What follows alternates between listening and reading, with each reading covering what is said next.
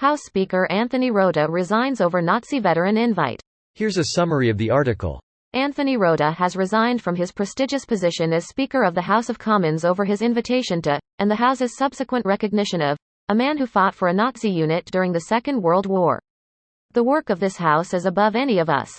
Therefore, I must step down as your Speaker, Rota said, adding he was making the announcement with a heavy heart, and that serving as House Speaker has been his greatest honor.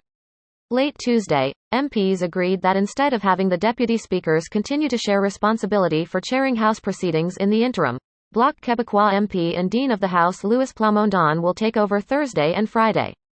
MPs agreed to withdraw tribute. NDP House Leader Peter Julian, who was the first to call for Rota to resign on Monday, thinks Rota did exactly the right thing in putting the institution first. Reacting to the resignation after a loud and tense question period, Government House Leader Karina Gould said she thinks Rota could have stepped aside sooner, and that during the very short, closed-door meeting she and other House leaders had with him, party representatives shared directly their desire for him to do so. Anthony Rota leaves the Speaker's entrance of West Block after announcing his resignation as Speaker of House of Commons on Parliament Hill in Ottawa on Tuesday, September 26, 2023.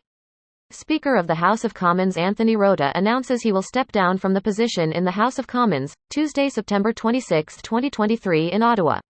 This post received a score of 12,000, with an upvote ratio of 95%. Here are the top comments in response to this article.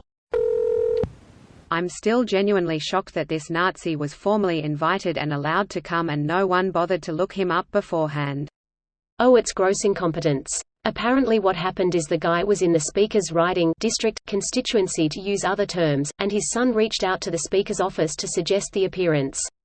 And then I guess everyone was so blinded by the PR victory they thought had fallen into their lap no one did a background check, presumably the people who should have didn't and everyone else who normally wouldn't assumed they did. Lol, imagine being the son. Wanted dad's approval, got to find out your dad was a fucking SS member. I can't imagine the son wasn't aware. But who knows?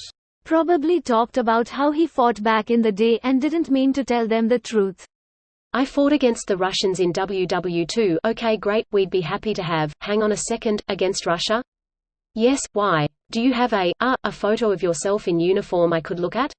Oh cool, in the Finnish army, right? Anakin stare.jpg, in the Finnish army, right? Anakin stare closer.jpg. Oh no. That's my Hugo Boss suit. While I hate to break up a good joke, the 14th Waffen-SS, Galician, didn't wear German SS uniforms or insignia because Himmler didn't want them to think they were equals or anything. Absolutely towards the top of the biggest individual fuck-ups in politics.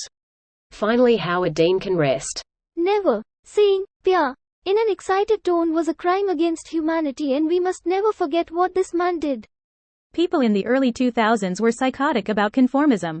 If you are considered left of center, as defined by millionaires and billionaires in Congress, they'll use basically any reason to get rid of you. A good example is that Chuck Schumer threatened to destroy Al Franken if he didn't step down after he grabbed Air Boob in a photo once, but he refuses to do the same for Bob Menendez's incredibly illegal and comic book villain-level corruption. Dude probably only processed he was a Ukrainian veteran and missed the WW2 part. When he was reading that paper he looked pretty disturbed when he read the during World War II inches part.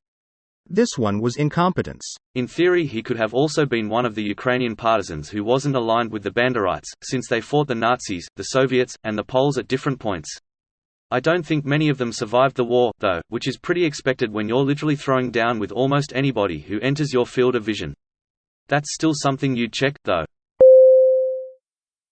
This video was automatically created by Reddit to speech. The article and comments in this video were selected from Reddit according to their upvotes, and any paraphrasing was performed by smmry.com, without any human intervention.